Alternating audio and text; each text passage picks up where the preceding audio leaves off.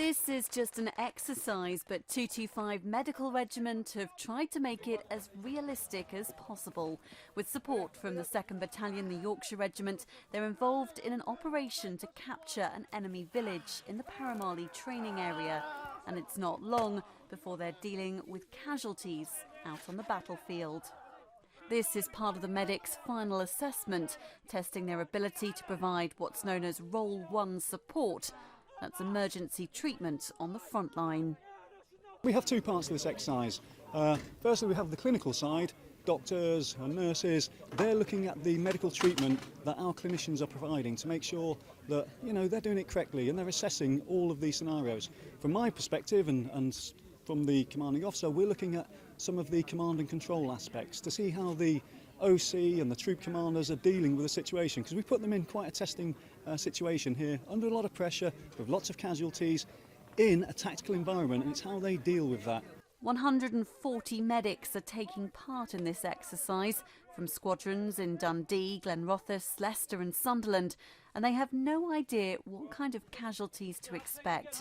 They have an hour to treat and stabilise whatever wounded they find and evacuate them to safety.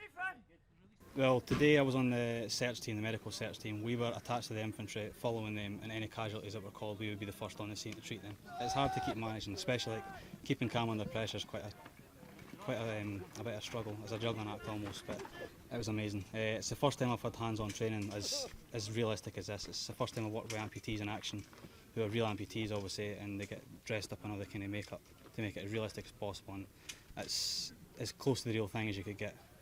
Within 30 minutes, a medical treatment facility is set up in a nearby abandoned building, with doctors, nurses and medical technicians all on hand. Keep holding my hands, all right? Keep tight hold. Corporal Rebecca Halliday works in Sunderland in an NHS mental health department.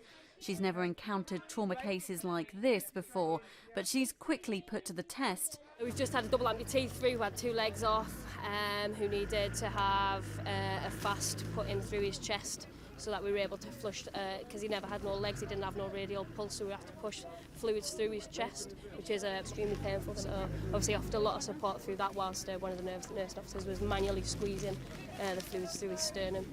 A total of 20 casualties come forward. Some are very serious and need urgent care, and every case has to be assessed and prioritised quickly. In just under an hour, all their stretchers are loaded onto the ambulance and they've passed the test.